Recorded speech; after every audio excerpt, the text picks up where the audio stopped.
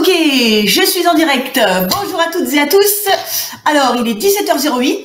Nous sommes le mardi 21 juin 2022. C'est la fête de la musique. Et puis, en fait, je vous avoue que j'ai commencé un peu en retard parce que j'avais le trac. Étant donné que c'est la deuxième émission que je fais toute seule, donc voilà, j'avais le trac. Et puis en plus, j'avais le trac parce que je vais parler donc du harcèlement moral que j'ai subi et combattu dans l'académie de Reims depuis le printemps 2016. Voilà. Et c'est quelque chose que je ne fais pas souvent, que je ne fais quasiment jamais sur les chaînes de Lilou, que je réserve à ma chaîne YouTube qui s'appelle Canal Jack. Mais aujourd'hui, j'ai décidé de faire un direct sur ce sujet parce qu'il est arrivé un certain rebondissement la semaine dernière. Et donc, j'avais envie de vous exposer cette histoire rocambolesque.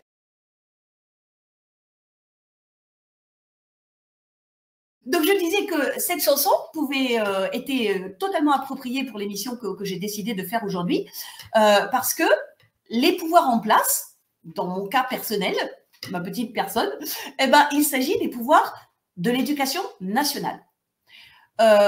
Depuis que j'ai commencé à faire des émissions avec Lilou, vous savez, j'ai donné la parole et c'est très très important pour moi à des citoyennes et des citoyens qui ont été victimes de cette propagande mensongère du Covid dans l'éducation nationale.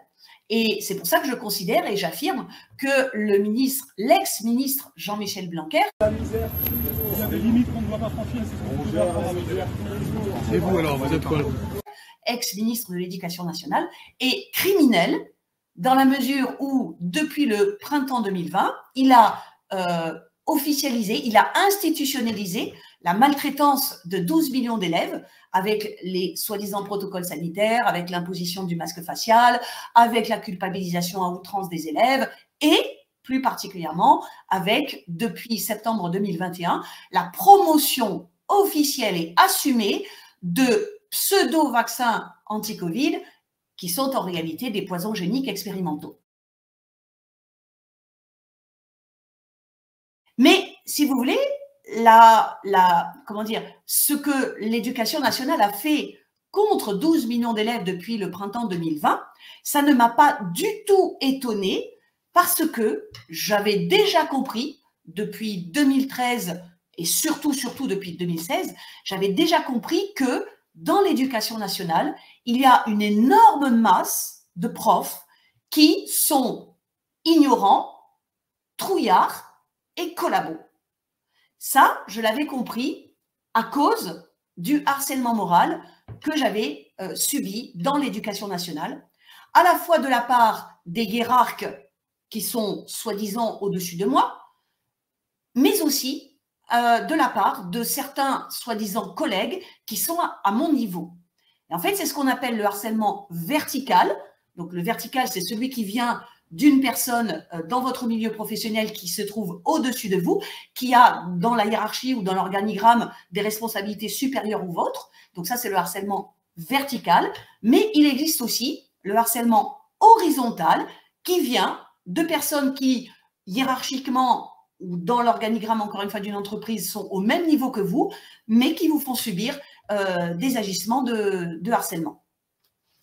Donc, comme je l'ai dit hier au début de l'apéro direct de Lilou, il s'est produit la semaine dernière un rebondissement positif pour moi et c'est ce qui m'a donné envie de faire une émission où je peux reprendre du début, vous présenter les tenants et les aboutissants, si vous voulez, de ce contentieux que j'ai avec le rectorat de Reims depuis 2016. Voilà, j'avais vraiment envie en quelque sorte de faire le point sur ces 5 ans, presque 7 qui viennent de s'écouler, et de vous présenter la façon dont j'ai combattu ce harcèlement moral. Alors, vous savez, j'ai une chaîne Odyssée, Canal Jack, dans laquelle je publie des émissions ou des entretiens ou les vidéos les émissions que je fais avec Lilou qui sont spécifiquement dédiées à la lutte contre le covidisme. Et j'ai une autre chaîne sur YouTube qui s'appelle aussi Canal Jacques. Et celle-ci, la chaîne YouTube, est spécifiquement dédiée au harcèlement moral.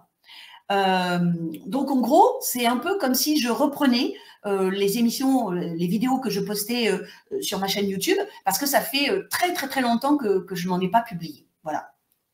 Alors, pour mettre les choses en perspective, donc moi je suis fonctionnaire dans l'éducation nationale depuis septembre 1991. Donc je suis professeure en documentation et j'ai passé un CAPES, donc un concours qui s'appelle le certificat d'aptitude aux fonctions à l'enseignement dans l'enseignement secondaire. Et donc ce CAPES, je l'ai réussi en juin 1991. Et je suis devenue professeure en documentation en septembre 1991.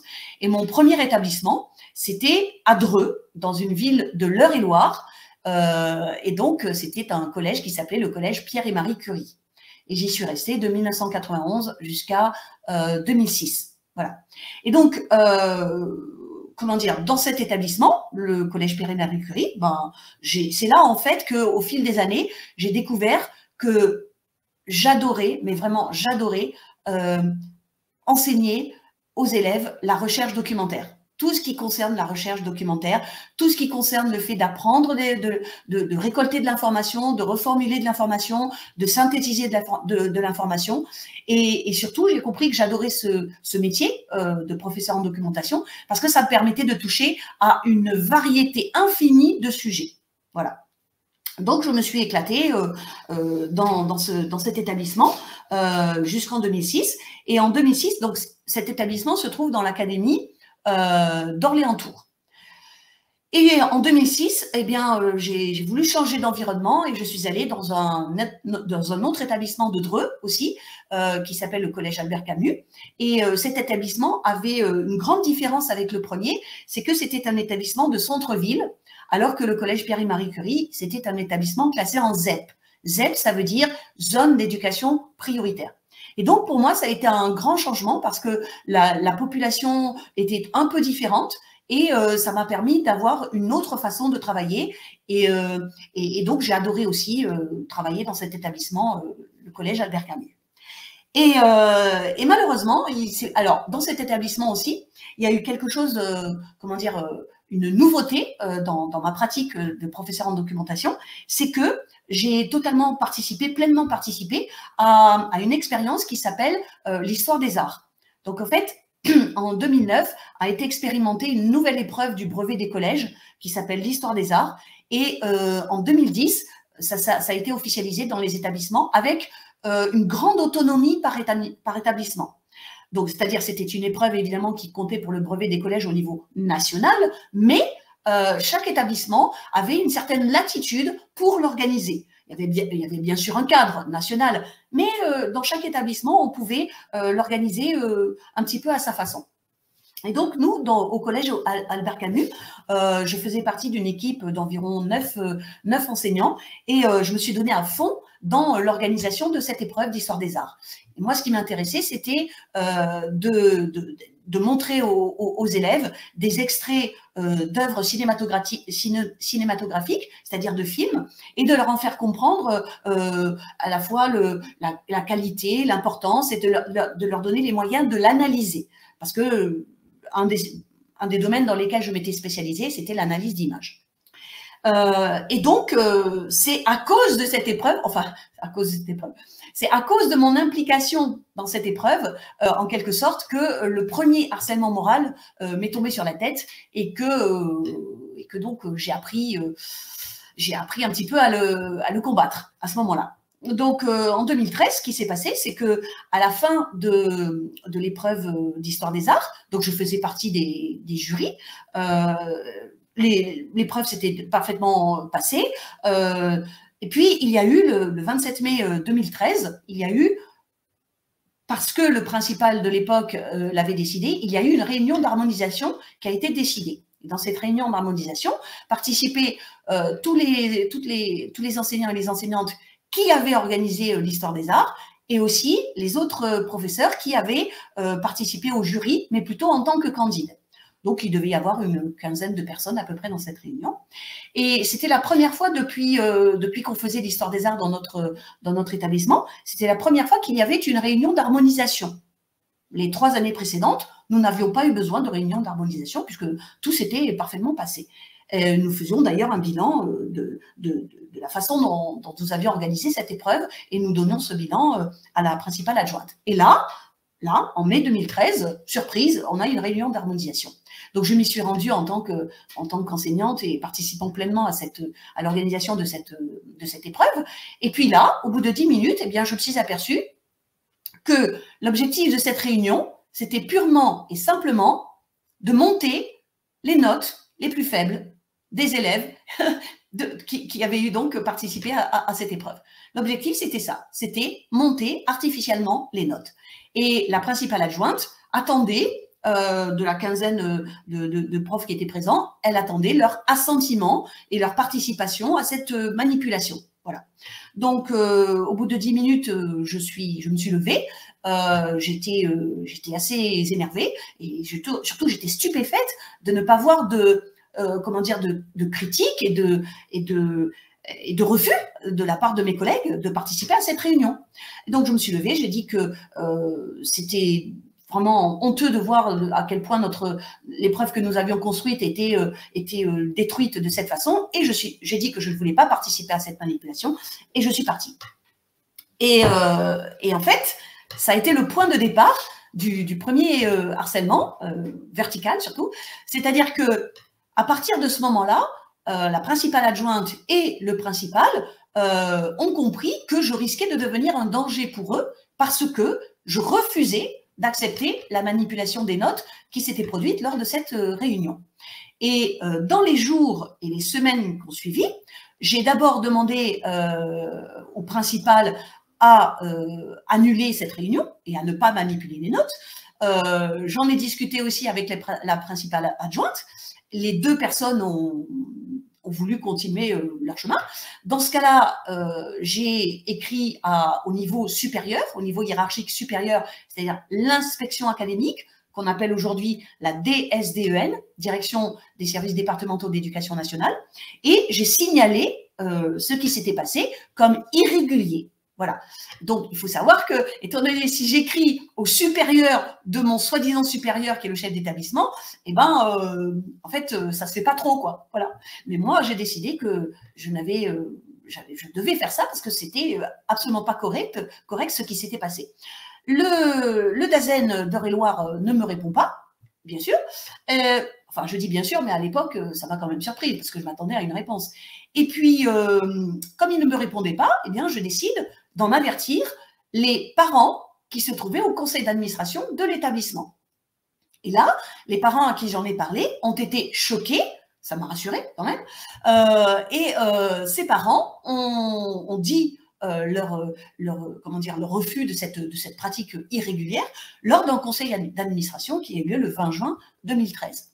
Et le chef d'établissement, bien sûr, lors de cette réunion à laquelle je ne participais pas, le conseil d'administration, je n'en faisais pas partie, le chef d'établissement donc s'est senti, attaqué. Et évidemment, il a compris que c'était moi qui avais alerté les parents d'élèves. Et donc, dans les jours qui ont suivi, eh bien, il y a 2 choses qui se sont passées.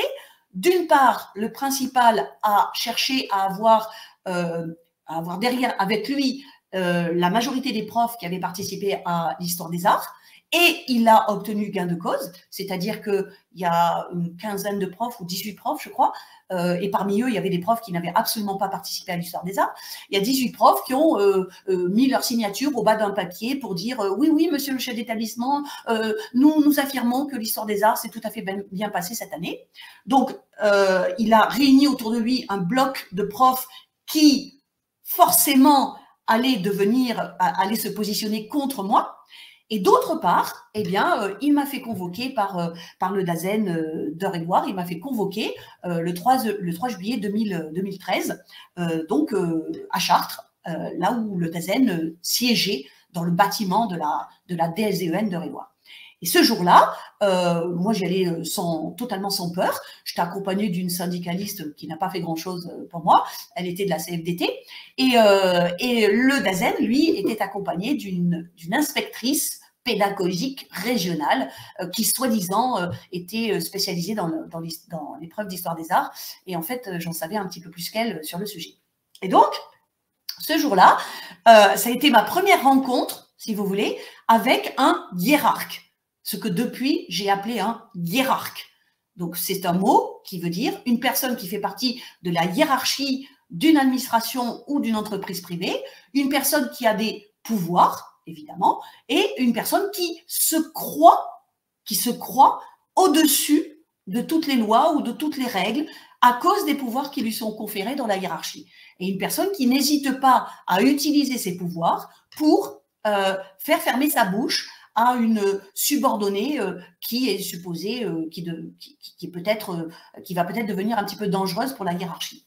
Et donc ce jour-là, face à ce DAZEN d'Eure-et-Loir qui s'appelle Michel Raymondon et qui depuis est à la retraite, eh bien, j'ai expliqué calmement pourquoi cette réunion d'harmonisation était irrégulière. J'ai expliqué en quoi moi je m'inscrivais pleinement dans cette épreuve et comment je m'y étais investie à fond. Et puis j'ai répondu du tac au tac à chaque fois que le DAZEN et l'inspectrice essayaient de me coincer. Et à la fin, ou plutôt au début, le DAZEN m'avait menacé d'une sanction. Et en gros, j'étais rentrée dans la salle et il m'avait dit « Bon, Madame Jassar, écoutez, ça suffit, prévenir les parents. Ah oui, j'oublie aussi que j'avais alerté la presse. C'est la première fois que je faisais ça. Donc, j'avais alerté la presse et un article était paru dans un journal local le 29 juin 2013.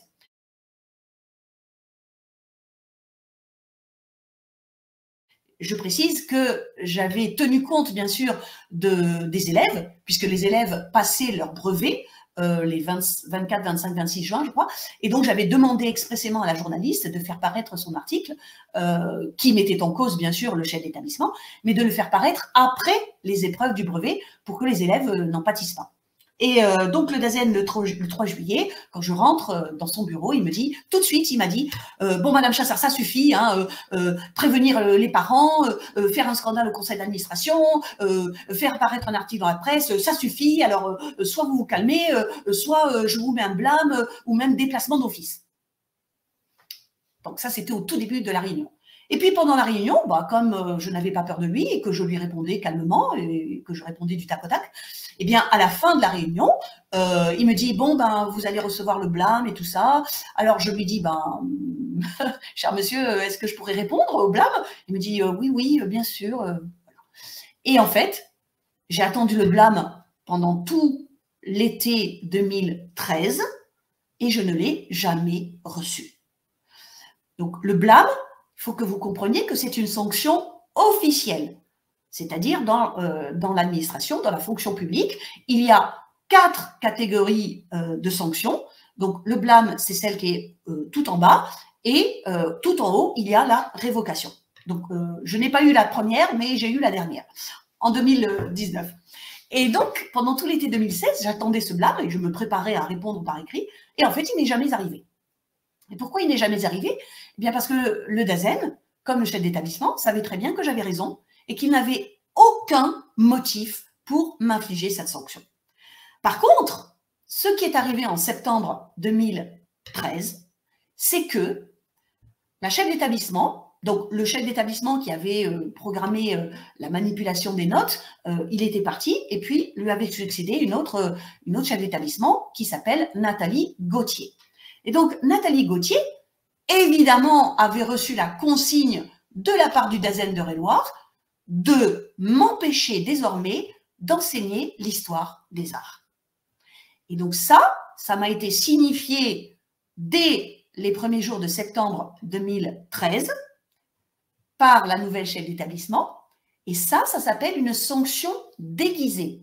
C'est-à-dire que on me punit, mais pas avec une sanction officielle. Si on m'avait puni avec une sanction officielle, eh bien, j'aurais pu faire un recours officiel au tribunal administratif. Quand on me punit avec une sanction qui n'est pas officielle, donc une sanction déguisée, eh bien là, c'est très difficile de combattre cela. Et donc, à partir de septembre 2013, eh bien, j'ai d'abord voulu combattre cette sanction déguisée en m'adressant à une avocate pour faire un recours contentieux au tribunal administratif. Et malheureusement, c'était la première fois que j'avais affaire avec une personne de la catégorie des avocats. Malheureusement, je suis tombée sur une personne qui était incompétente et malhonnête et elle n'a pas déposé dans le délai, elle n'a pas déposé le recours contentieux au tribunal administratif contre cette sanction déguisée, de m'empêcher d'enseigner l'histoire des arts. Et donc, ce qui s'est passé, c'est qu'entre septembre 2013 et mars 2014, eh bien, j'en ai vu des vertes et des pas mûres, parce que je me suis aperçue que non seulement je devrais combattre la tentative de placardisation de la principale, donc placardisation, cela veut dire qu'elle essayait de me mettre au placard, elle essayait de réduire mes responsabilités et mes activités en tant que professeur en documentation. Et elle y est parvenue en partie puisque je ne pouvais plus enseigner l'histoire des arts. Et parallèlement, comme il fallait, comment dire, que je n'ai pas de soutien de la part de mes autres collègues professeurs dans l'établissement, eh bien, elle est arrivée à faire, comment dire, une séparation entre la plus grosse partie, la quasi-totalité des professeurs du collège Pierre et Marie Curie qui ne voulaient pas me soutenir ou qui avaient pris fait et cause contre moi, et il n'est plus resté que 2 professeurs de français, de lettres modernes, qui m'ont soutenu pendant cette année 2013 et 2014.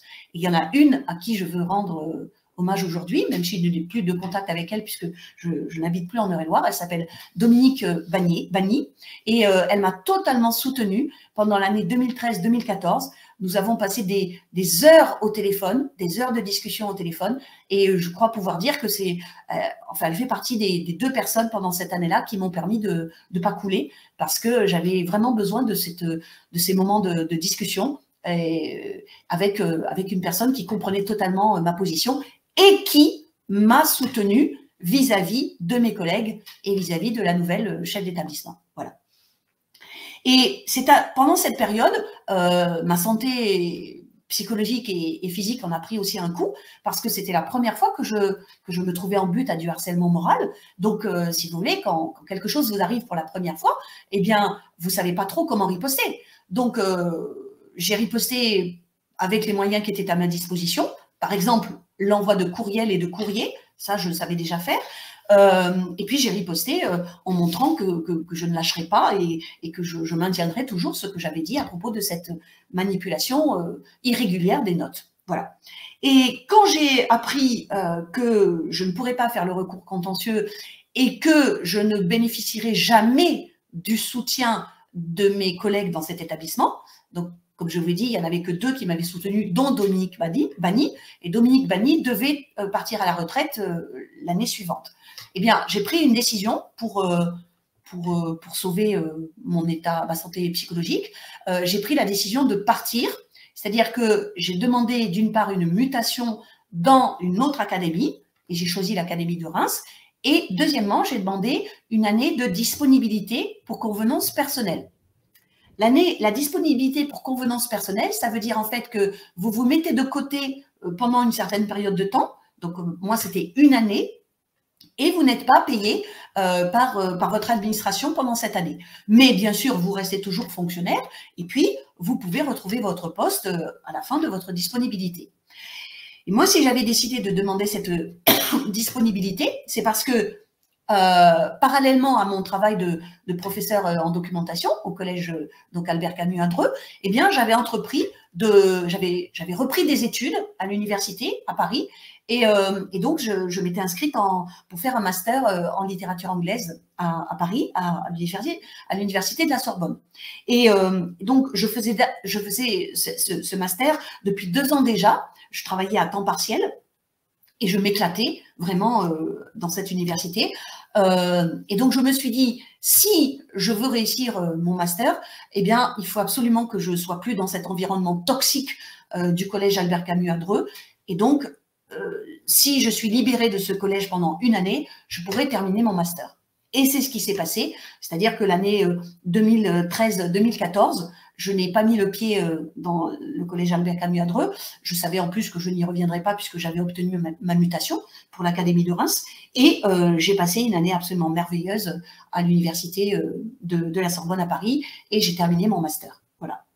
Et donc, lorsque j'ai repris un poste, c'était donc dans l'Académie de Reims et c'était dans le département des Ardennes.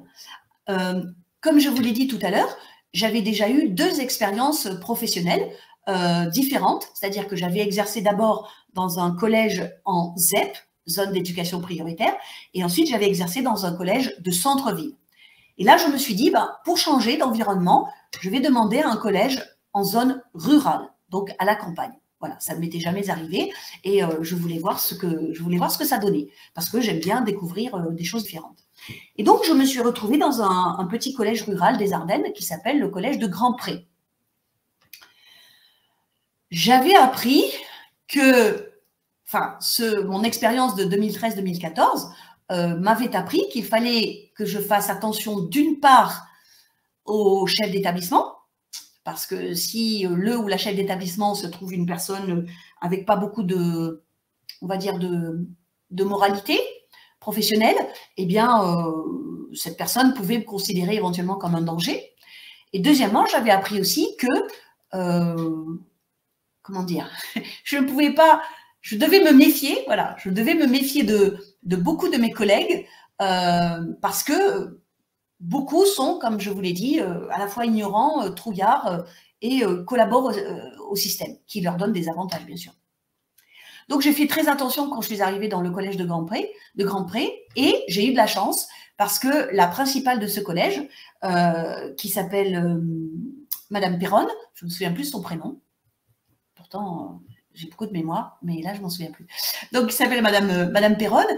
Eh bien, j'ai eu un entretien avec elle avant de prendre mes fonctions officielles dans le collège de Grand-Pré.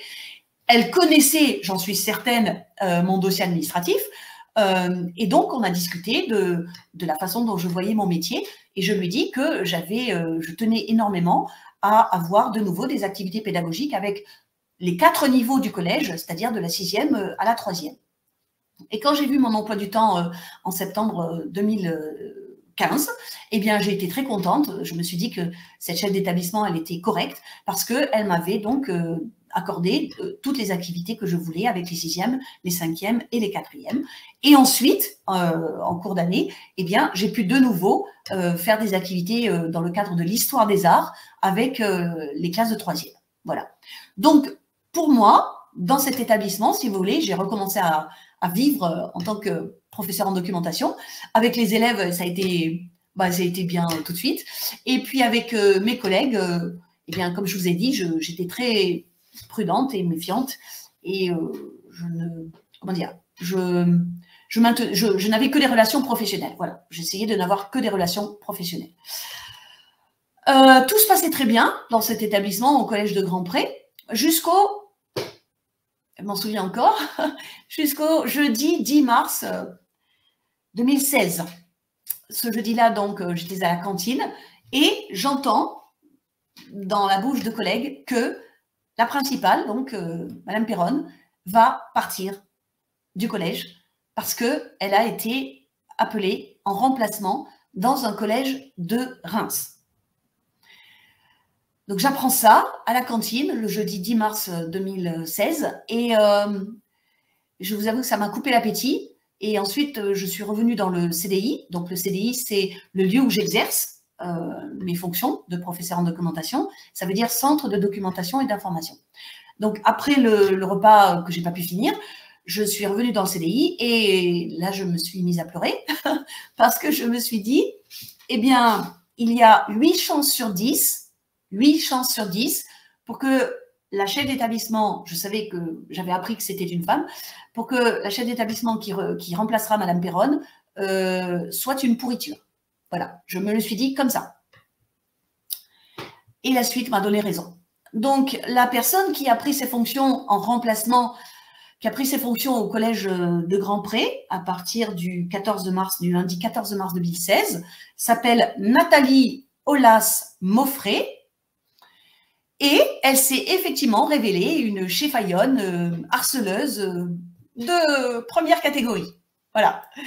Alors, j'ai compris qu'elle allait décider de me harceler, de me placardiser et de m'ostraciser à l'intérieur de l'établissement. Je l'ai compris en avril 2016, à la suite d'un incident parfaitement mineur, mais qui lui a fait peur et qui l'a décidé à me considérer comme une potentielle adversaire dangereuse.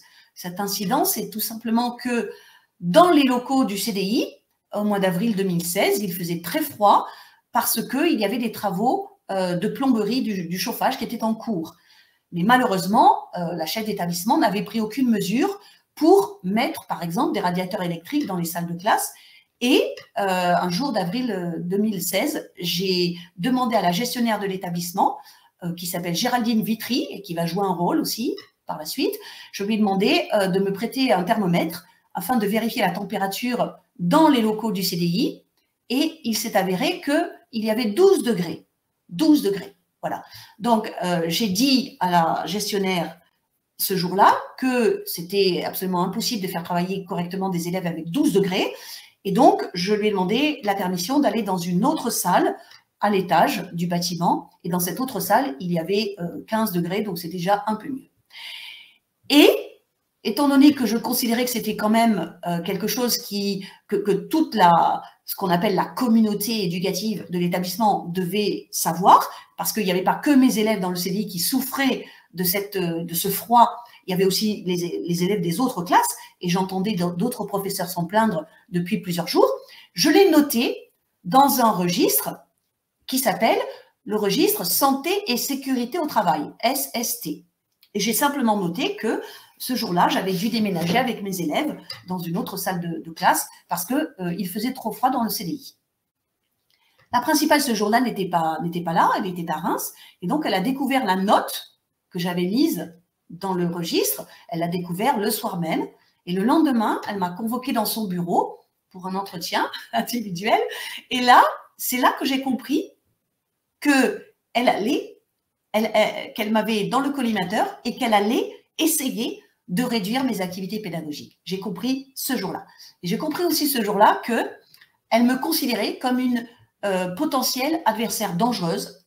Elle m'a posé notamment cette question, qui paraît naïve.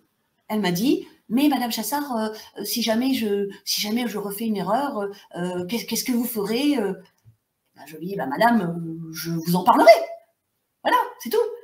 Et je précise aussi que ce jour-là, lors de notre entretien, eh bien, je lui ai donné la solution au problème du froid dans les salles de classe pour les élèves. Je lui ai donné la solution. Je lui ai dit, Madame, vous n'avez qu'à demander au conseil départemental qu'on vous prête des radiateurs électriques et que vous pourrez mettre dans toutes les salles de classe. C'est tout, il n'y a pas de problème.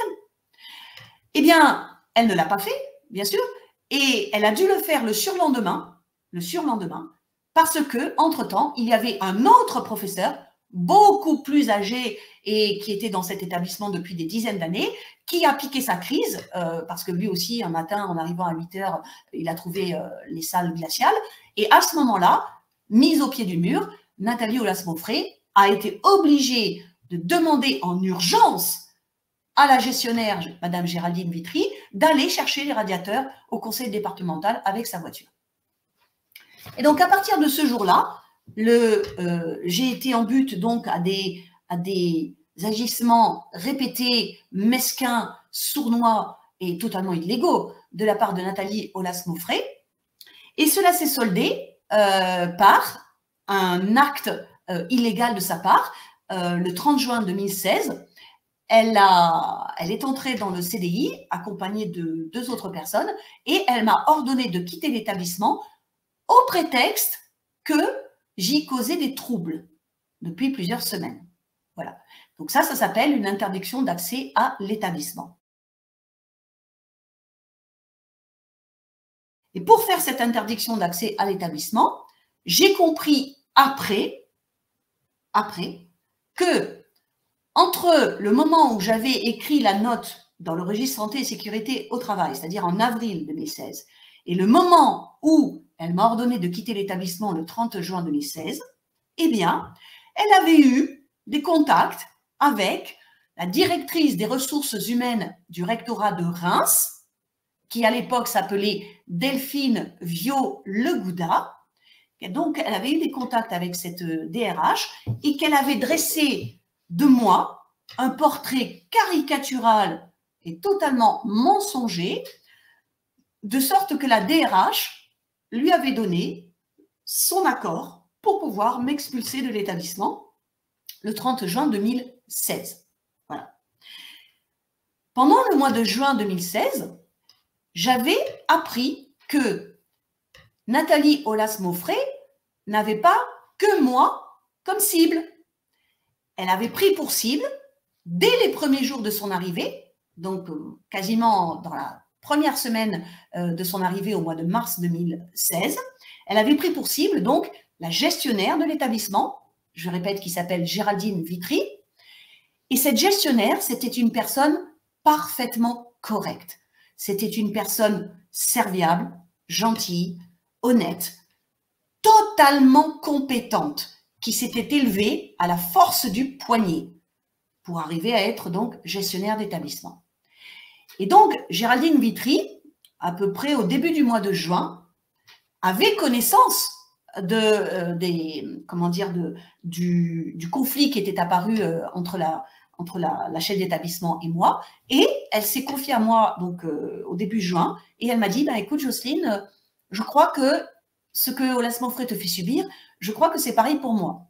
Et donc elle m'a donné la liste de tous les agissements que Aulas-Mauffret avait exécutés contre elle depuis le mois de mars 2016. Et j'ai dit à ce moment-là à Madame Vitry, je lui ai dit, c'est du harcèlement moral et tu peux le combattre de telle et telle façon. Donc, je lui ai donné des conseils.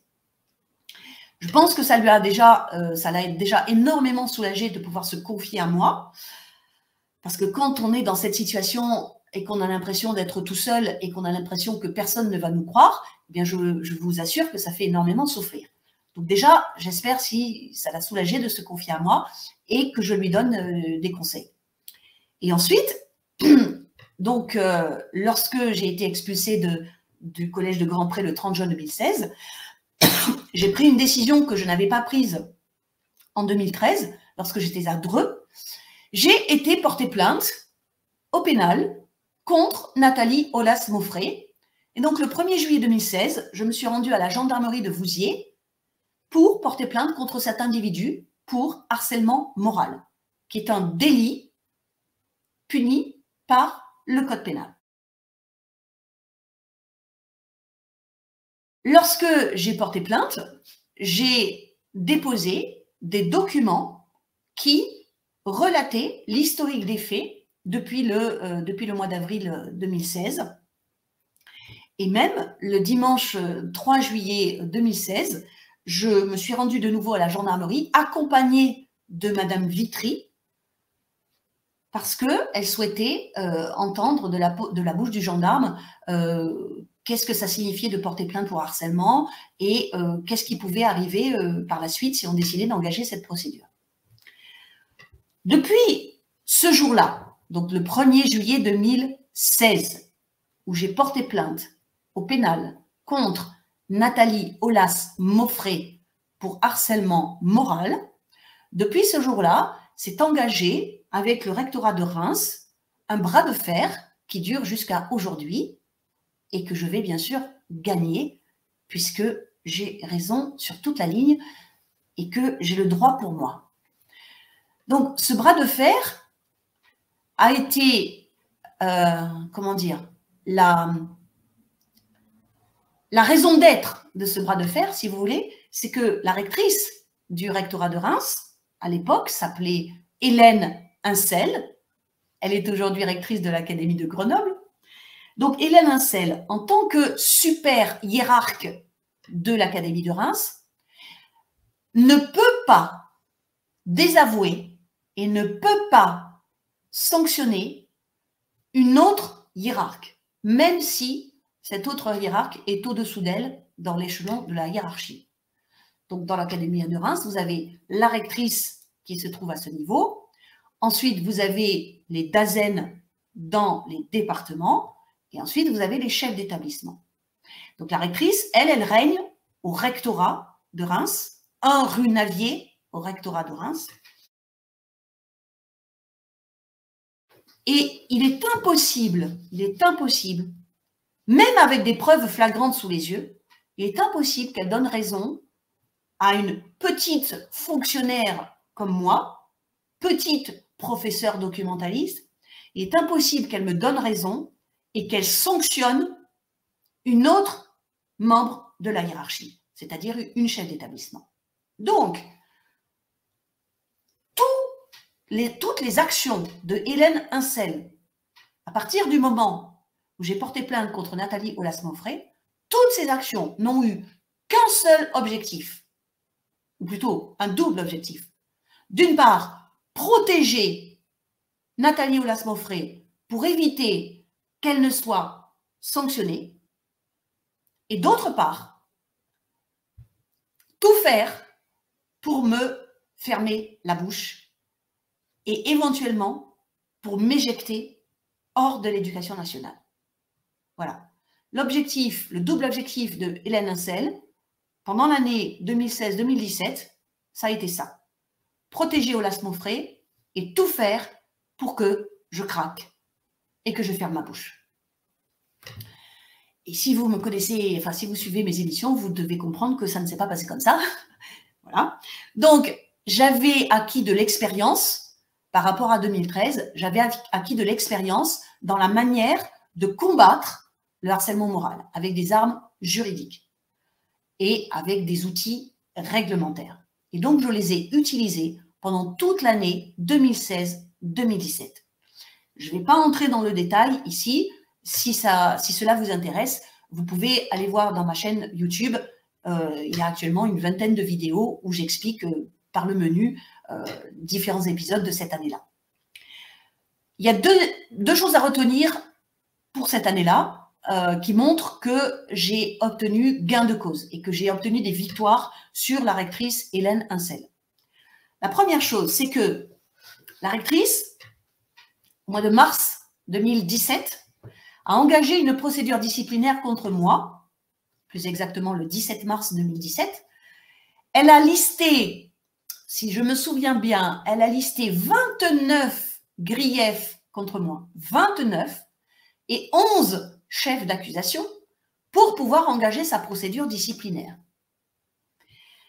Et malheureusement, pour Madame Hélène Insel, comme les griefs qu'elle avait contre moi, elle n'avait aucune preuve puisque ces griefs étaient absolument inexistants, eh bien, elle n'a jamais pu aller jusqu'au bout de la procédure disciplinaire. C'est-à-dire qu'elle n'a jamais pu fixer un conseil de discipline, que ce soit en 2017, que ce soit en 2018 ou que ce soit en 2019, elle n'a jamais pu faire un conseil de discipline sur les prétendues fautes que j'aurais commises lorsque j'exerçais au collège de Grand-Pré dans les Ardennes.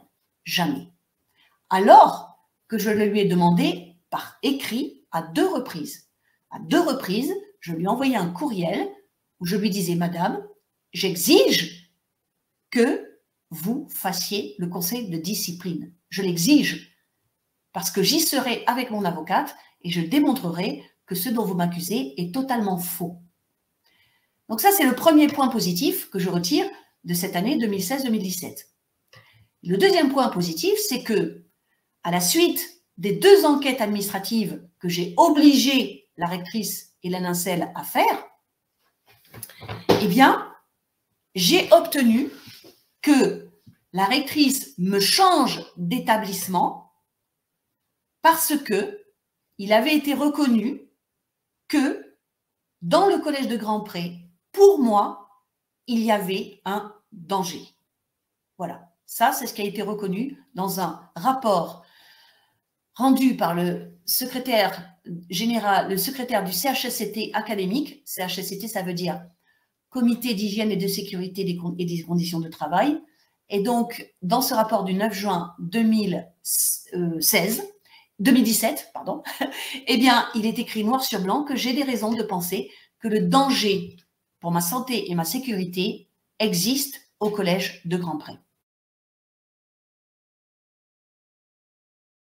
Et à la suite de ce rapport, la rectrice ne pouvait plus prendre contre moi une sanction, par exemple celle du déplacement d'office, elle ne pouvait plus. Alors, elle a pris une mesure qui n'est pas une sanction, mais que j'ai ressentie comme telle, pour certaines raisons. Elle a pris donc une autre mesure qui est la mutation d'office dans l'intérêt du service. Et donc, en fin août, alors elle a décidé ça en juillet 2017 et ça a été validé par une commission paritaire, une commission administrative académique paritaire, ça a été validé le 25 août 2017. Et donc, elle m'a affectée dans un autre établissement rural, lui aussi, des Ardennes. Voilà. Donc ça, ce sont 2 points positifs que j'ai obtenus parce que à partir du 1er juillet 2016 en juillet 2017, donc pendant presque un an, je n'ai pas arrêté de me battre. Je crois que je n'ai pas arrêté un seul jour de me battre, même les samedis et dimanches. Et je crois que j'ai dû travailler environ 7 heures par jour en faisant des recherches juridiques, en faisant des courriels et des courriers, en établissant des contacts avec plein d'autres personnes qui pouvaient me donner de l'aide. Voilà, je n'ai pas arrêté pendant toute cette année de 2016-2017. Alors, je vais afficher le message d'une personne qui a beaucoup compté pour moi aussi. Je vais l'afficher si je peux, voilà. Donc, oui, Vanessa, bonjour Vanessa, j'ai vu ton message, Donc, je suis très contente qu'effectivement, ça marche, voilà. Alors, je vais parler de toi justement tout à l'heure, Vanessa, parce que pour l'instant, je ne suis pas encore arrivée au collège de SWIP et je ne t'ai pas encore rencontrée. Mais ne t'inquiète pas, je vais parler de toi dans quelques minutes. Donc, fin août 2017, la rectrice décide de m'affecter dans un autre établissement parce que elle a un document écrit qui dit que dans le collège de Grand-Pré, j'ai des raisons de penser que le danger pour moi est réel. Voilà. Il faut aussi que je vous dise que pendant cette année 2016-2017, eh bien, j'ai commencé à déposer des recours contentieux au tribunal administratif contre des décisions défavorables et irrégulières que la rectrice et la nacelle avaient prises contre moi. Et j'ai aussi continué à déposer des plaintes pénales nominatives contre des personnes du rectorat de Reims ou contre des personnes du collège de Grand-Pré qui m'avaient causé du tort. J'ai par exemple déposé une plainte collective pour diffamation envers 11 personnels du collège de Grand-Pré qui avaient écrit des textes mensongers et diffamatoires dans mon dos dans la dernière semaine de juin 2016. Et j'ai ensuite déposé des plaintes nominatives pour complicité de harcèlement moral contre, par exemple, la DRH du rectorat de Reims qui s'appelle Delphine Viau-Legouda, qui est actuellement, elle a été promue, elle est devenue secrétaire générale de l'Académie d'Amiens. Mais j'ai toujours ses coordonnées, ne vous inquiétez pas. Et j'ai déposé plainte aussi contre un des inspecteurs que la rectrice avait chargé de faire une enquête. Mais cet inspecteur avait fait cette enquête à charge contre moi. Et donc, j'ai déposé plainte contre lui pour faux. Oui, parce qu'il avait rédigé un compte-rendu qui était totalement faux. Et en fait, parce qu'il était complice donc, du harcèlement moral. Donc, si vous voulez, pendant l'année 2016-2017, la rectrice et la nacelle a parfaitement compris que elle avait une adversaire à sa taille en face d'elle et surtout une adversaire qui ne plierait jamais, ne capitulerait jamais, même si je vous avoue que ça m'est arrivé de traverser des petits tunnels de dépression. Et en 2017, quand elle m'affecte dans cet établissement dans cet établissement rural des Ardennes, donc il s'agissait du collège d'Attigny, eh bien, je ne saurais jamais si elle a fait exprès ou si c'est la preuve de son incompétence. Elle m'a affectée en doublon dans un petit collège rural. C'est-à-dire que dans ce petit collège d'Attigny, où il y avait à l'époque 244 élèves, il y avait déjà une professeure documentaliste en place. Donc ça veut dire que cette professeure documentaliste qui était en place depuis 3 ans, elle me voyait arriver comme une potentielle rivale, et ça veut dire que moi, étant donné que je ne serais plus seule en responsabilité comme je l'avais été depuis 1991, eh bien je ne pouvais plus avoir la même latitude dans mes activités pédagogiques, et donc mes responsabilités, mes activités auraient forcément été réduites. Donc j'ai expliqué cela dès que j'ai su l'affectation, j'en ai parlé avec le chef d'établissement et je l'ai écrit aussi au DAZEN des Ardennes. Et en quelques jours, en 4 jours, j'avais une autre affectation qui m'était proposée par le DAZEN des Ardennes. Et cette nouvelle affectation, eh bien, c'était le collège Louis Pasteur à Suippes, code postal 51600. Et c'était dans la Marne. Donc, j'ai accepté cet établissement parce que, d'abord, je serais seule en responsabilité, ce que j'avais expressément demandé, et ensuite parce que ce n'était pas trop loin de l'endroit où j'habitais dans les Ardennes, et que donc le déménagement pouvait se faire sans trop de soucis. Voilà. Et donc, je suis arrivée dans le collège Louis Pasteur à Suippes. J'ai pris mes fonctions le 25 ou le 26 septembre 2017. Et l'année scolaire 2017-2018 s'est passée parfaitement.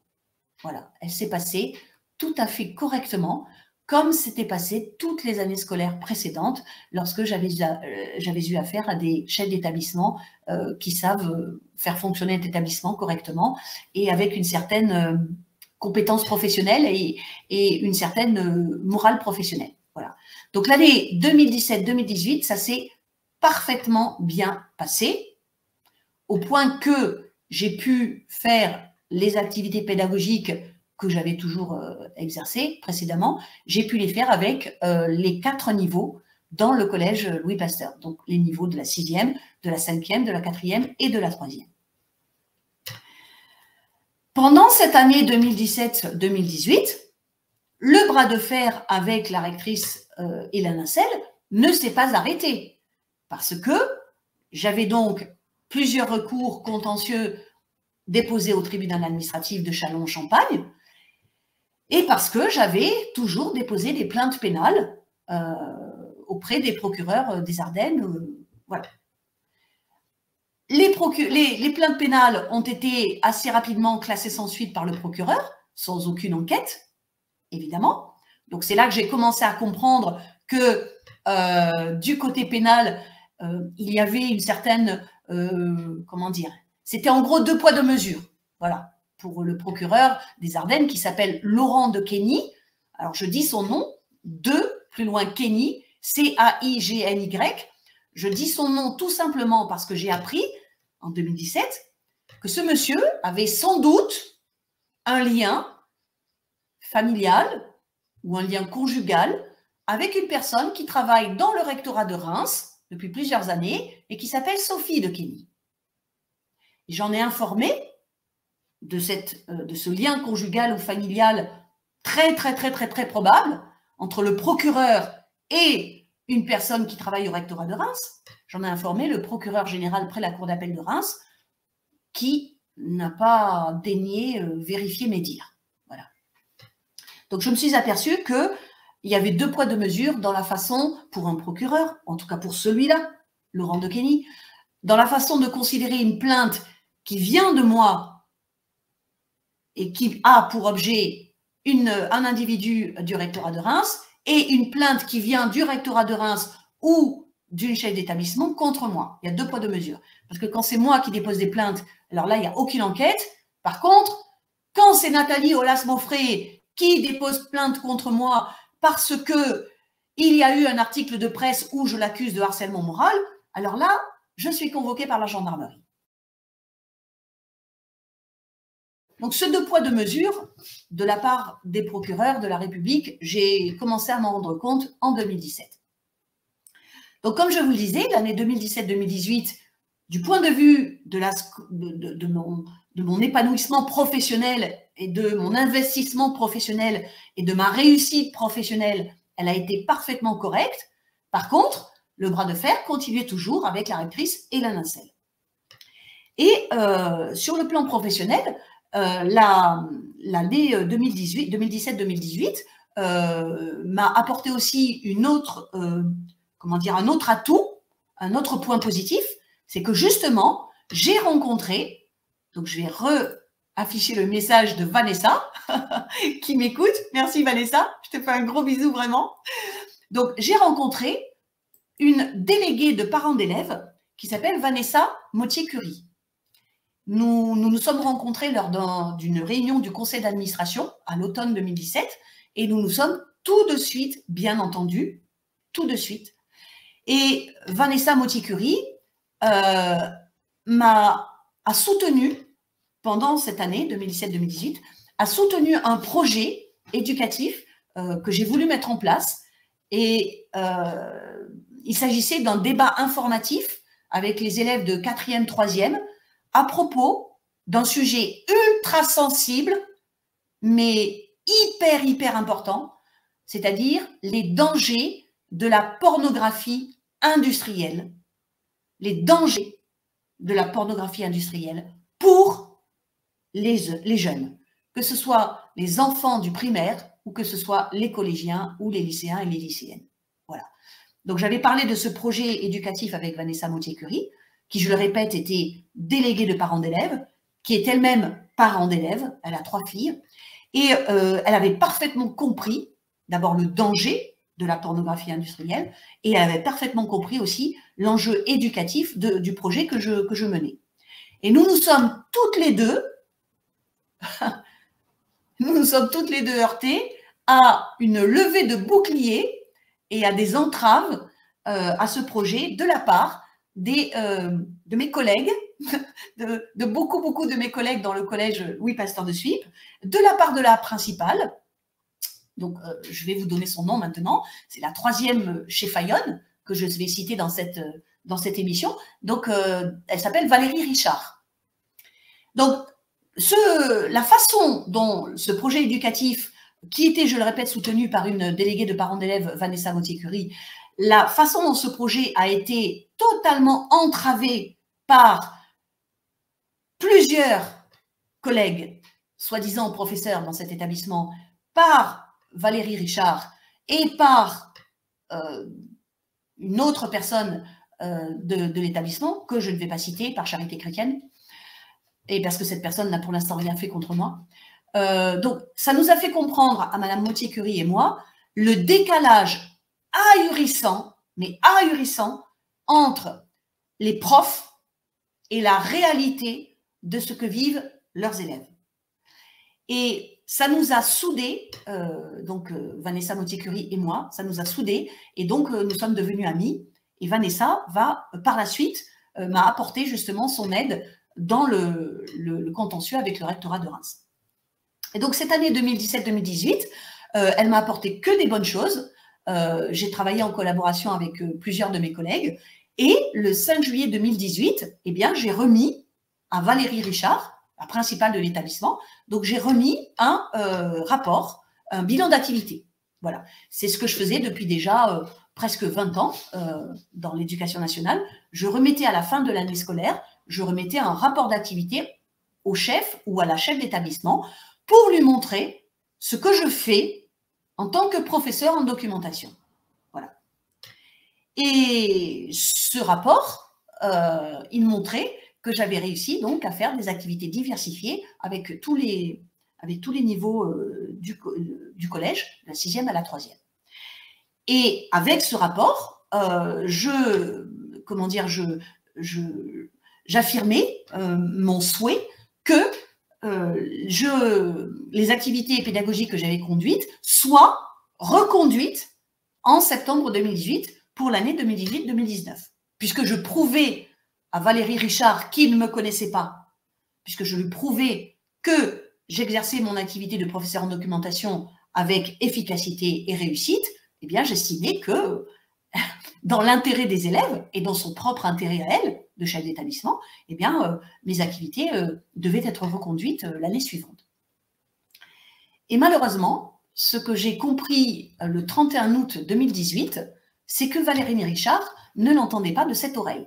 Voilà, Valérie Richard avait décidé de supprimer les 3/4 de mes activités pédagogiques avec les élèves. C'est-à-dire qu'elle avait décidé de ne pas reconduire ce que j'avais fait en 5e, 4e et 3e et de me laisser uniquement les activités hebdomadaires, et sur toute l'année, que je faisais avec les classes de 6e, c'est-à-dire une initiation à l'information et à la recherche documentaire. Et quand j'ai vu cela, quand j'ai compris ça, c'était la journée de pré-rentrée, le 31 août 2018, quand j'ai compris ça, eh bien, je me suis dit, eh bien voilà, le 3e harcèlement risque de recommencer. Je rappelle que, dans mon cas, le point commun de tous les harcèlements, des 3 harcèlements que j'ai subis, en 2013, en 2016 et en 2018, c'est la placardisation. Et je répète ce qu'est la placardisation, c'est une mise au placard dans le sens où une partie, ou peut-être même toutes vos responsabilités que vous aviez avant, vous sont enlevées. Voilà. Vos responsabilités, vos prérogatives professionnelles, soit une grosse partie, soit toutes, vous sont enlevées. De façon évidemment totalement arbitraire et irrégulière. Et dans mon cas, ce sont les activités pédagogiques que je fais avec les élèves et dans l'intérêt des élèves.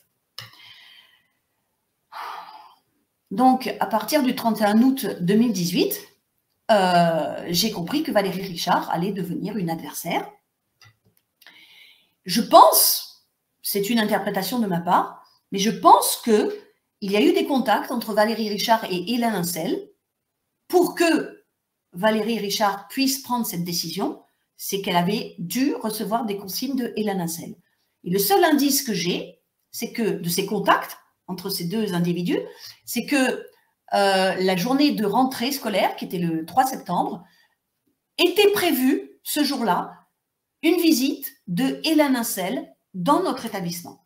Nous avons reçu un courriel de Valérie Richard nous prévenant que le 3 septembre, Hélène Ancel, rectrice de l'Académie de Reims, viendrait visiter le collège Louis Pasteur à Suippes.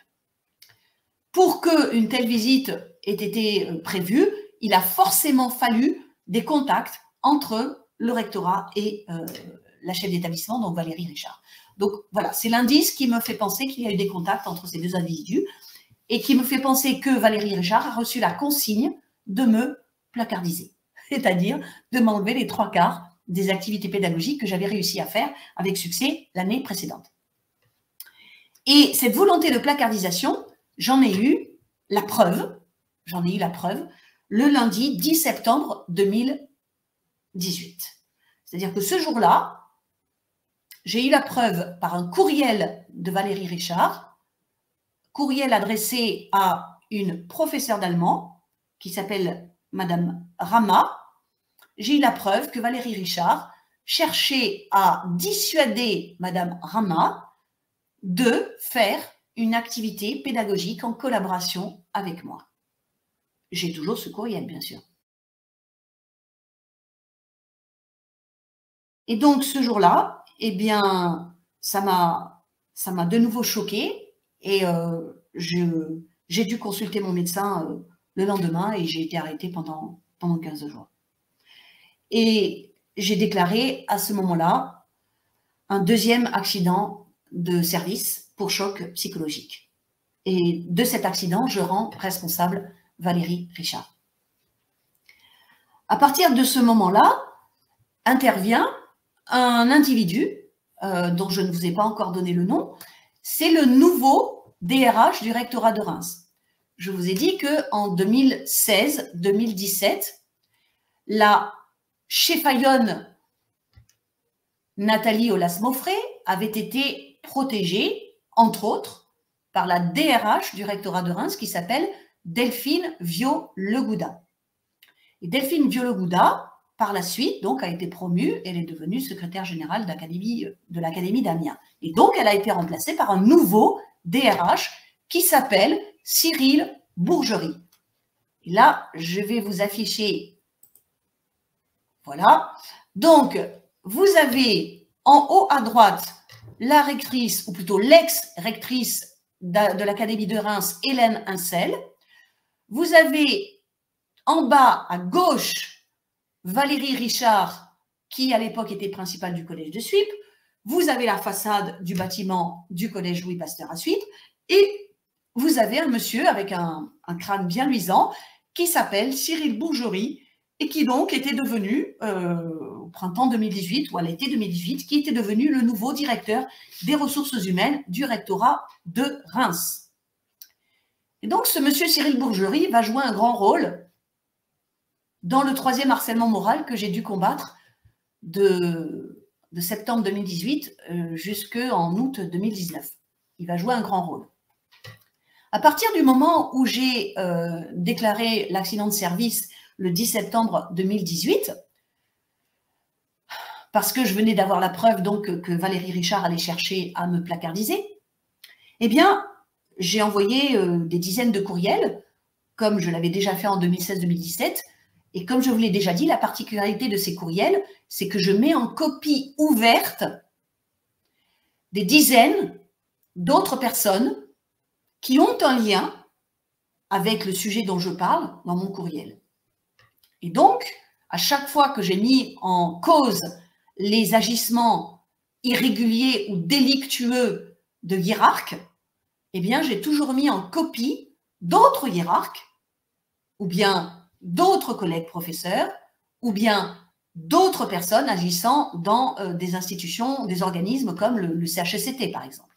J'ai toujours mis d'autres personnes en copie parce que quand je dis quelque chose, je peux prouver ce que je dis et je le dis en face et je veux qu'on garde une trace écrite de ce que je dis et de ce que j'écris. Donc, à partir du moment où j'ai dénoncé la placardisation, le début de placardisation de Valérie Richard en septembre 2018, le 10 septembre 2018, j'ai mis en copie Cyril Bourgerie, nouveau directeur des ressources humaines du rectorat de Reims. Il a été au courant de tout depuis ce jour-là. Et Cyril Bourgerie a senti qu'effectivement, il y avait peut-être un gros problème qui se dessinait, qui commençait à apparaître au collège de Suippes et qui pourrait faire du tort à Valérie Richard. Et donc, il a décidé de prendre la mesure de ce problème. Et il m'a donc invité à un entretien le 21 septembre 2018. Et à cet entretien, je me suis rendue avec mon avocate, à laquelle je rends hommage aujourd'hui, qui s'appelle Maître Alice Lerat, et qui est une avocate spécialisée dans le droit administratif à Paris.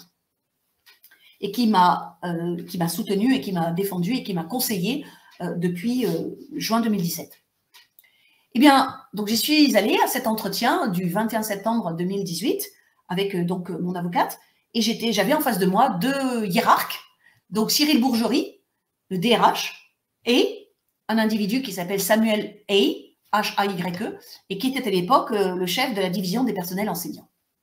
Et puis il y avait un troisième personnage, un troisième individu, qui s'appelle Jérôme Jourdain, et qui était en chargé de mission à la DRH, et qui prenait des notes. Alors, dans cet entretien, j'ai moi-même pris des notes, mais j'avais aussi pris la précaution d'apporter un instrument pour enregistrer, parce que je me méfiais désormais de la duplicité de ces individus. Et donc, je voulais savoir exactement, je voulais avoir une trace, un enregistrement audio de tout ce qui se dirait ce jour-là.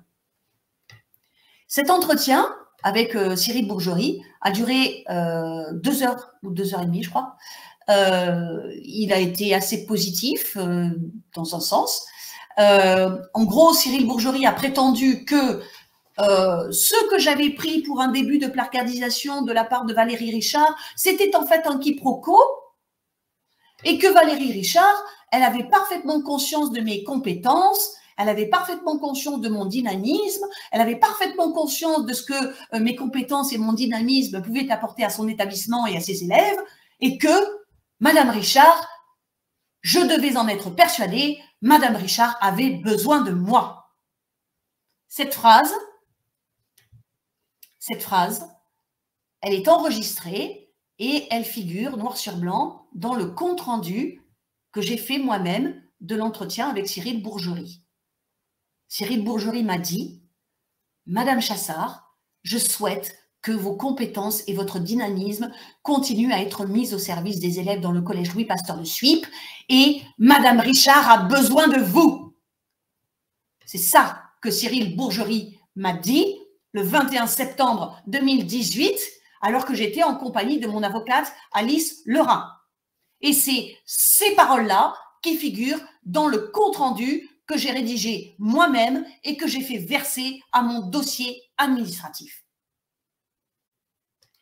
Et ce jour-là, Cyril Bourgerie m'a convaincu que je devais accepter un entretien avec Valérie Richard et que ce jour-là, tout les quiproquos serait évanoui. Voilà, nous nous entendrions de nouveau à merveille. Je précise que j'avais moi-même exigé un entretien avec Valérie Richard avant que Cyril Bourgerie me conseille de l'accepter. Et dans cet entretien, eh bien, il y a eu 2 autres personnes qui ont assisté. Une personne qui s'appelle Thierry Dupont et une personne qui est un inspecteur au rectorat de Reims et une personne qui s'appelle Julien Duruisseau qui est, je ne sais pas s'il est toujours, mais qui à l'époque était le secrétaire de la CFDT dans l'académie dans la région Champagne-Ardenne. Voilà.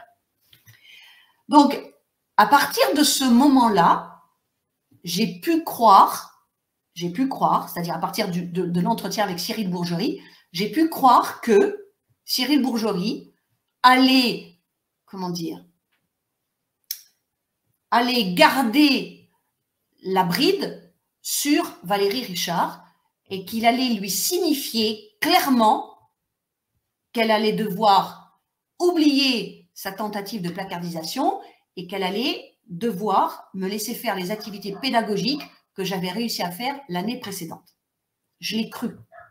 Mais quand nous avons eu l'entretien du 26 septembre 2018 avec Valérie Richard, Thierry Dupont et Julien Duruisseau, entretien qui a duré 3 heures et que j'ai enregistré aussi bien sûr, et dont j'ai donné le procès-verbal intégral au rectorat qui a été obligé de le verser à mon dossier administratif, eh bien, ce jour-là, le 26 septembre, j'ai compris que Valérie Richard allait rester sur ses positions et qu'elle n'allait me laisser comme activité pédagogique que le niveau des 6e. Et que toutes les activités que je voudrais faire avec d'autres collègues et dans d'autres niveaux et avec d'autres classes, eh bien, elle s'emploierait à les empêcher par tous les moyens. Et c'est ce qu'elle a fait. Donc, le 27 septembre 2018, le lendemain de cet entretien de 3 heures que j'avais eu avec Valérie Richard, Julien Duruisseau et Thierry Dupont, eh bien, j'ai écrit un courriel à Valérie Richard, avec bien sûr en copie les individus dont je viens de vous citer les noms, et avec bien sûr en copie Cyril Bourgerie, et j'ai déclaré à Valérie Richard que j'avais les preuves de sa volonté de me placardiser et que j'allais désormais demander au CHSCT académique une enquête indépendante sur les causes de l'accident de service que j'avais déclaré le 10 septembre 2018. Et c'est ce courriel du 27 septembre 2018 où j'affirmais clairement que je ne faisais aucune confiance à Valérie Richard et que je l'accusais d'avoir cherché à me placardiser et que je demandais une enquête indépendante du CHSCT académique sur mon accident de service, c'est ce courriel-là qui a de nouveau déclenché le 3e harcèlement moral de Valérie Richard contre moi, d'une cabale diffamatoire créée par Valérie Richard à l'intérieur du collège Louis Pasteur contre moi, et des agissements irréguliers et délictueux de plusieurs personnes au rectorat de Reims, dont le principal est Cyril Bourgerie. C'est ce courriel du 27 septembre 2018. Je vais vous passer, je vais passer rapidement sur les 4 mois de l'automne 2018, parce que ça serait vraiment, pour moi déjà, ça serait trop dur d'en reparler.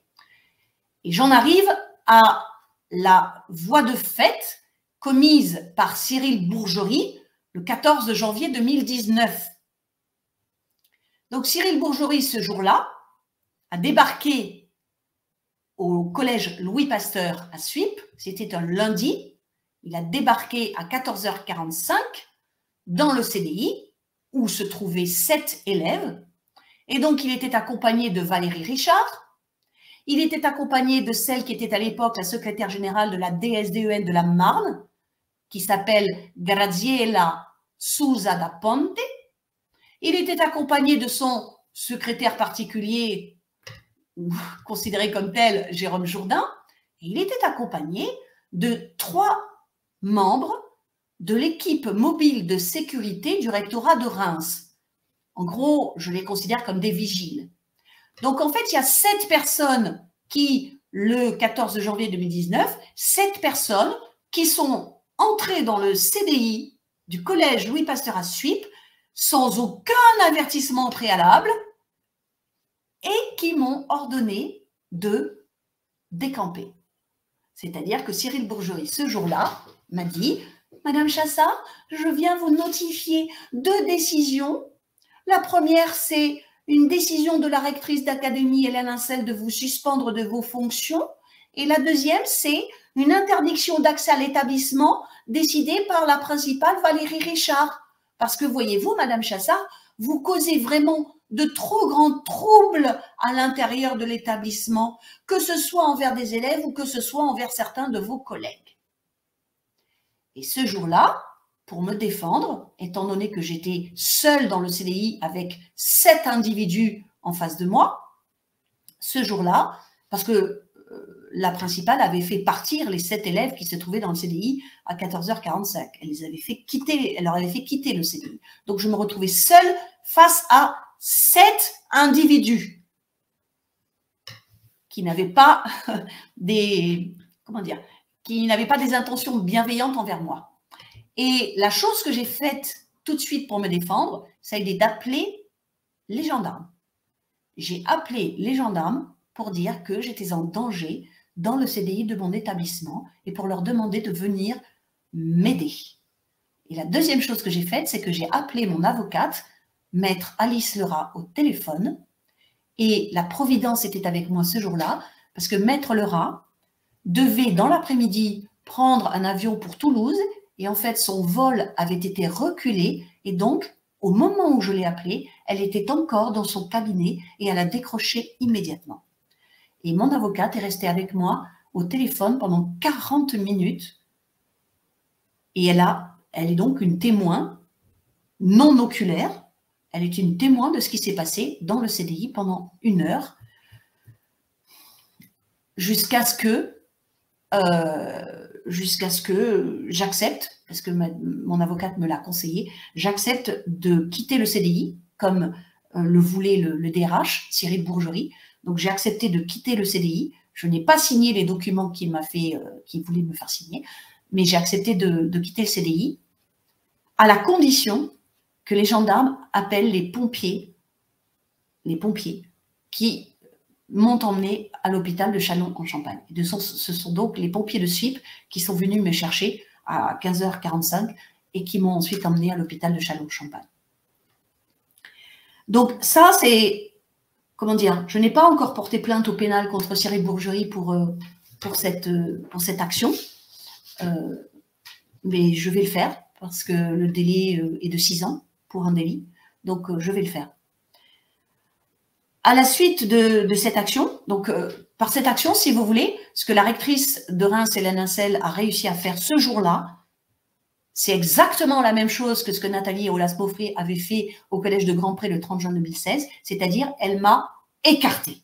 Voilà, elle m'a fait elle m'a fait sortir de l'établissement parce que je devenais trop dangereuse. Je devenais dangereuse parce que tout ce qui s'était passé pendant les 4 mois de septembre à décembre 2018, je l'avais noté par écrit dans des courriels. Et ensuite, ce qui s'est passé pendant les semaines suivantes, c'est que j'attendais un conseil de discipline de nouveau. J'attendais que la rectrice de nouveau décide une procédure disciplinaire contre moi. Parce que lorsqu'elle décide de me suspendre de mes fonctions, c'est que normalement, elle a des preuves d'une faute grave que j'aurais commise.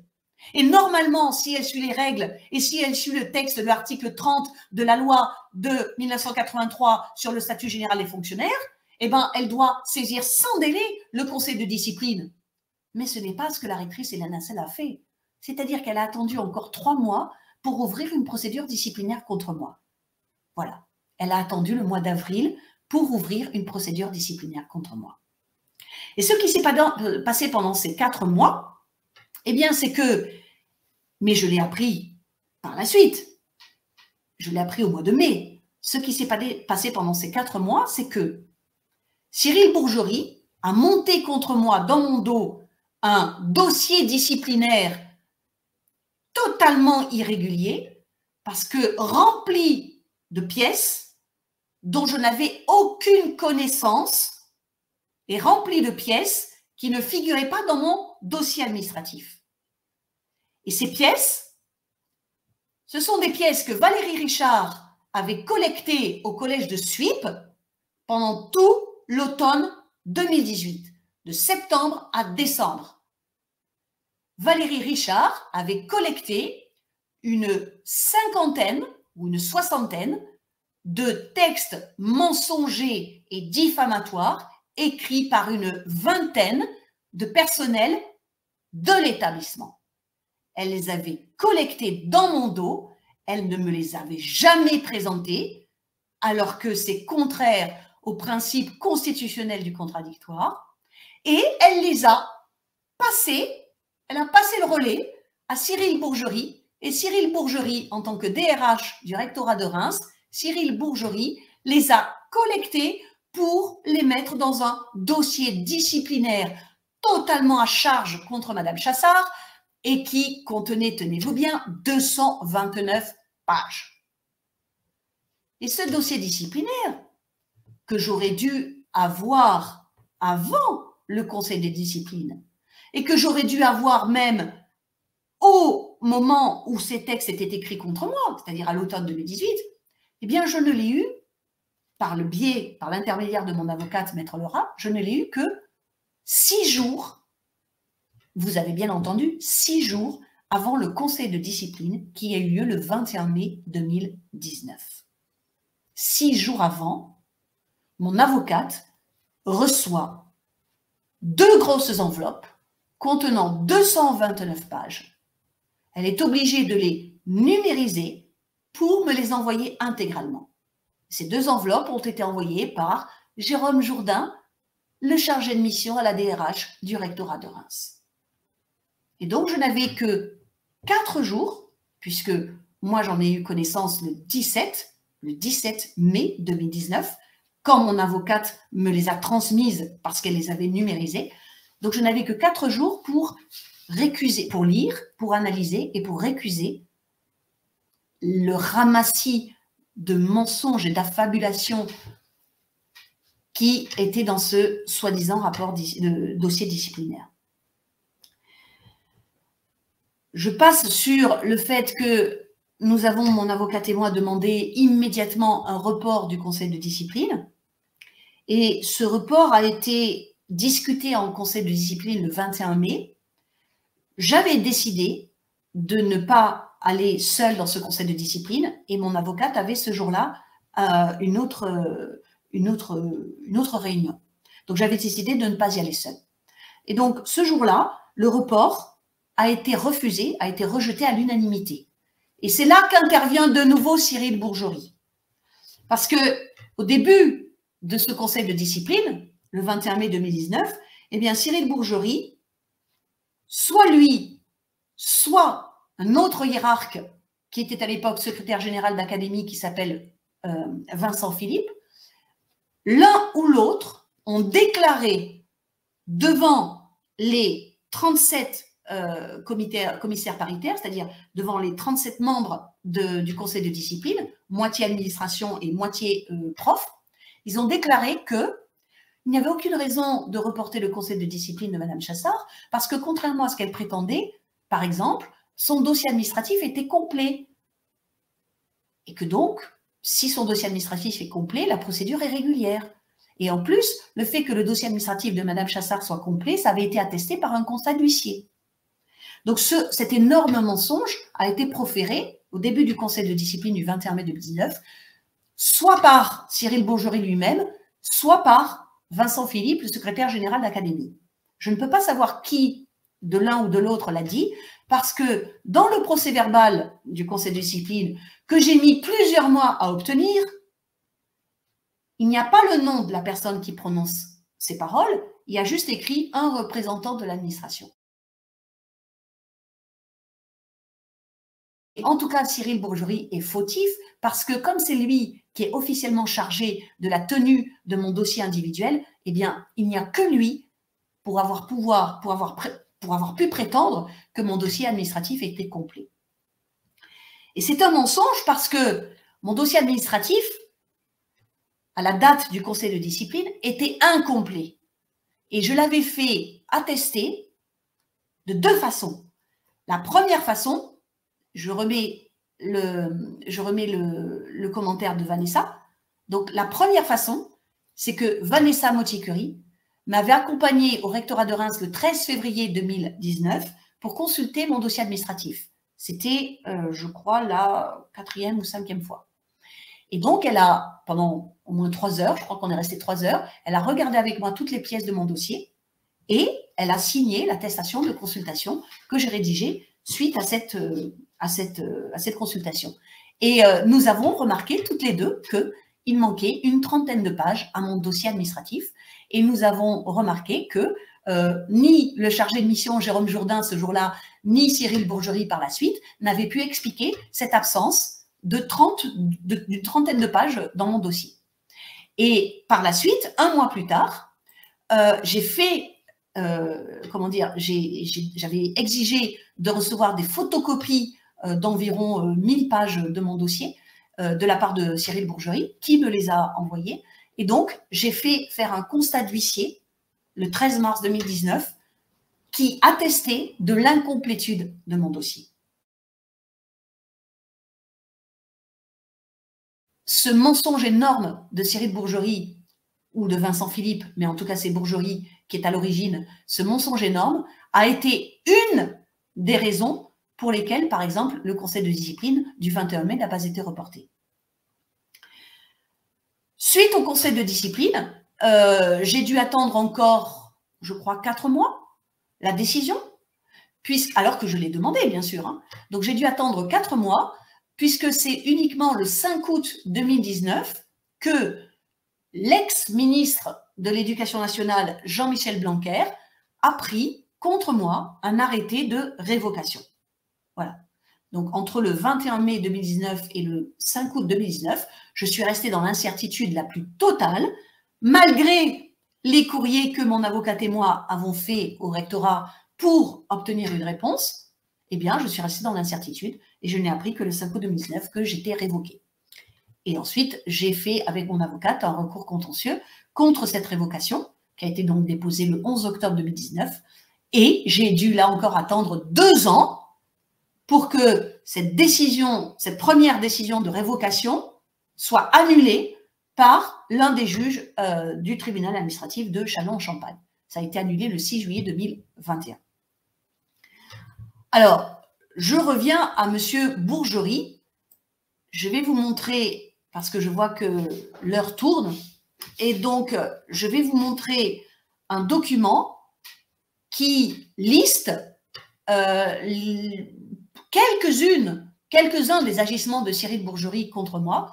Donc ce document, c'est un courriel que j'ai adressé le 17 juin à une 50aine de journalistes de la Marne, parce qu'il faut savoir aussi que depuis 2016, il y a eu dans le journal L'Union et dans le journal L'Ardennais, il y a eu 6 articles qui ont été publiés sur ma situation et sur mon combat.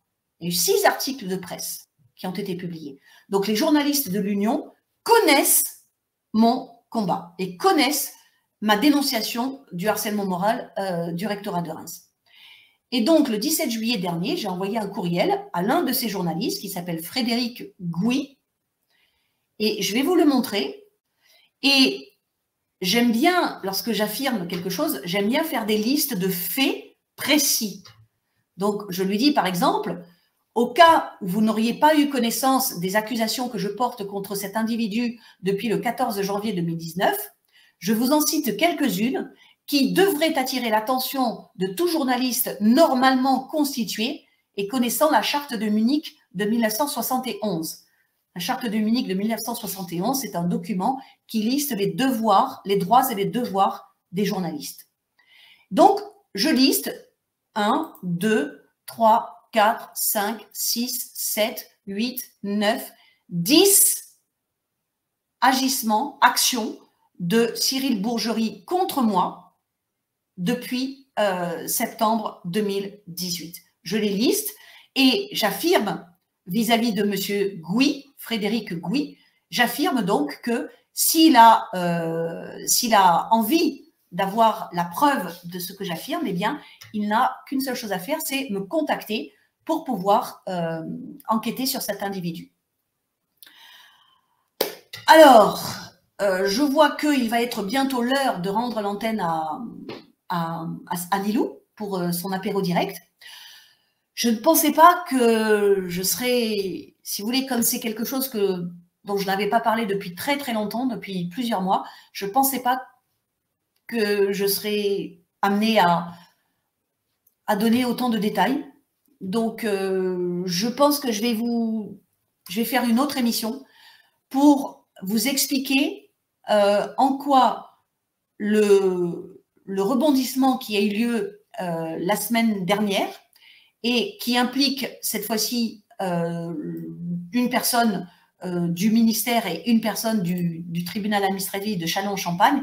À l'extrême gauche, vous avez un monsieur qui s'appelle Alain Poujade et qui est le président actuel du tribunal administratif. Et au centre, vous avez un autre monsieur qui s'appelle Philippe Christille, qui est le vice-président du tribunal administratif et qui est aussi le président de la 3e chambre du tribunal. Et la 3e chambre, c'est celle où est instruite le recours que j'ai déposé contre la 2e révocation de Jean-Michel Blanquer. Voilà.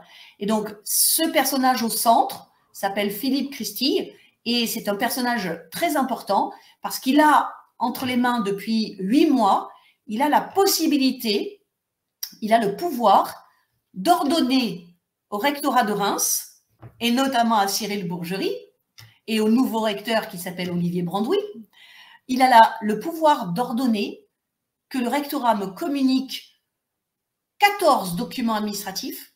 Il n'en reste plus que 14. La semaine dernière, il y en avait 16 et maintenant, il y en a 14.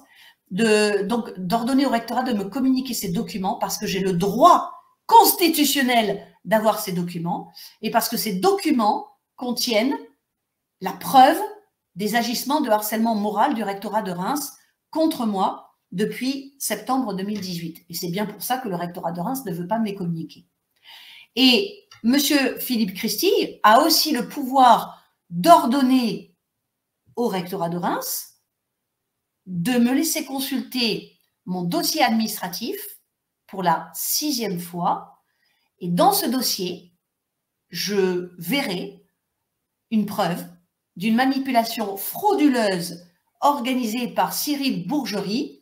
Je ne vois personne d'autre qui aurait pu organiser cette manipulation frauduleuse, puisque, je le répète, c'est lui qui est le responsable de la tenue de mon dossier individuel de fonctionnaire d'État. Donc, une manipulation frauduleuse qui s'est passée entre février et mai 2019, et une manipulation frauduleuse dont j'ai une preuve dans un document rédigé par l'actuel secrétaire général de l'Académie de Reims. Eh bien, je vais m'arrêter là et je suis fatiguée. Donc, je vais m'arrêter là et je pense que je referai une nouvelle émission jeudi après-midi pour continuer d'expliquer en quoi j'ai le droit d'avoir les preuves du harcèlement moral du rectorat de Reims contre moi depuis 2018. Voilà.